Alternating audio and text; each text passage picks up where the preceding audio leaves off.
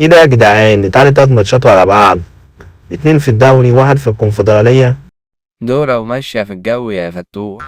حتى الأهلي خسر امبارح. أنا لولا البد اللي عندي كنت سجلت جون أو كان جه في العارضة أو كنت شوتلي كورتين في العارضة. عرضة ايه يا زيزو؟ احنا جالنا كرة واحدة بس في طول المباراة بتاعت عبد الله، المدافع شالها من على خط الجون وما عملناش حاجة خالص. حتى الواد مشارك نزل ما عملش حاجة.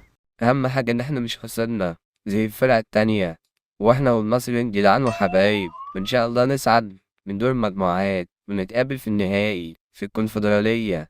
هي راحة الرياضية دي هي السبب في ان الكورة بتاعتك كلها بتيجي في العارضة. انا عايزك تجمد كده وتبقى شرس يا زيزو. أنا لو كنت شرس يا فتوح كنت سبت الزمالك ورحت الأهلي ولعبت في كأس العالم للأندية مع الواد فينيسيوس من زمان.